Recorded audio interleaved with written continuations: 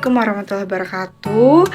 Di sini saya sebagai pembicara pertama mengenai materi konsep anak dengan hambatan penglihatan. Nah, sebelum memasuki materi yang akan dibahas, di sini saya akan mendefinisikan terlebih dahulu mengenai batasan ABK.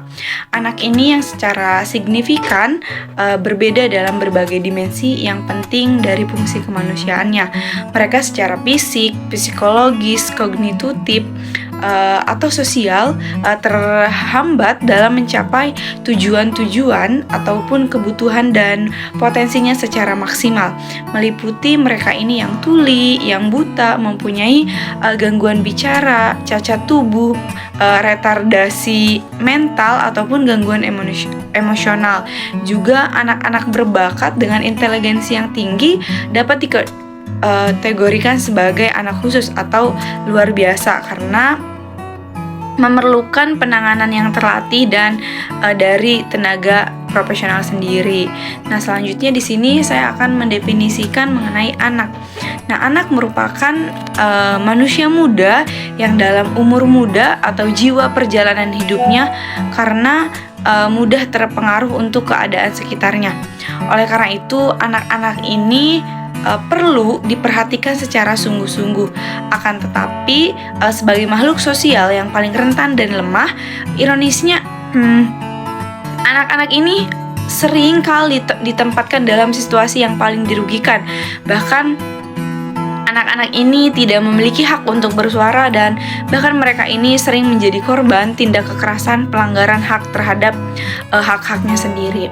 Yang selanjutnya itu mengenai hambatan penglihatan. Hambatan penglihatan ini adalah istilah yang menggambarkan orang yang melihat dengan baik, bahkan dengan pembetulan. Nah, anak dengan hambatan penglihatan ini biasanya diklasifikasikan kepada 3 kategori berdasarkan kemampuan mereka menggunakan penglihatan. Nah, yang pertama yaitu mereka buta total atau total blind, yaitu secara sepenuhnya mereka itu tidak bisa melihat. Yang kedua yaitu secara buta secara fungsional atau functional blind dan mempunyai penglihatan yang rendah atau low vision. Nah, ini dikategorikan menjadi 3.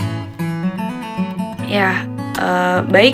Selanjutnya itu mengenai definisi dari tunanetra. Nah, tunanetra ini diartikan sebagai anak yang mengalami penglihatan yang tidak normal sehingga membutuhkan layanan khusus dalam pendidikan maupun kehidupannya. Pada umumnya orang mengira bahwa tunanetra ini identik dengan buta.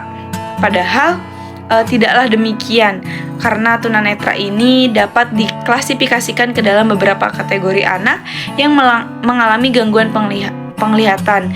Didefinisikan sebagai anak yang rusak penglihatannya walaupun dibantu dengan perbaikan, masih mempunyai pengaruh yang merugikan bagi anak yang bersangkutan.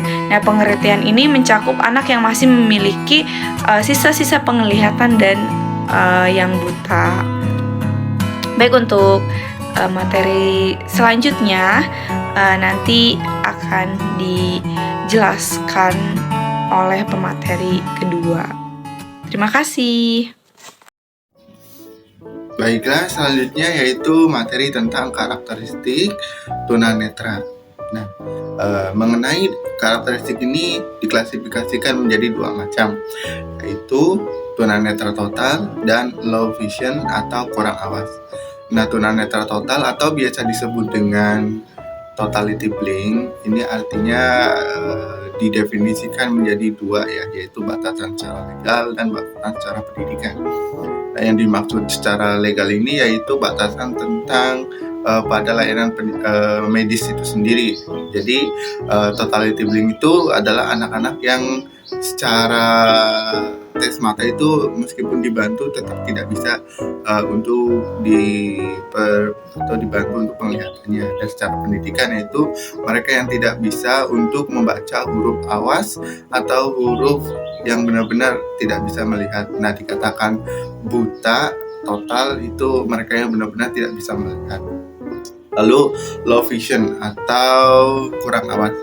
Di sini secara batasan legal itu masih bisa menerima rangsangan cahaya, namun penglihatannya itu lebih dari 6/20 meter.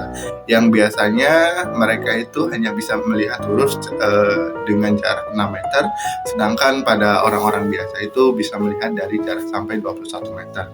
Nah, secara batasan pendidikan sendiri, low vision atau kurang awas ini mereka itu masih bisa melihat, namun dalam pendidikannya mereka itu harus dibantu dengan beberapa pengecualian seperti huruf-huruf yang lebih besar, warna yang lebih kontras, dan meja yang luas sehingga mereka itu dalam belajar bisa optimal.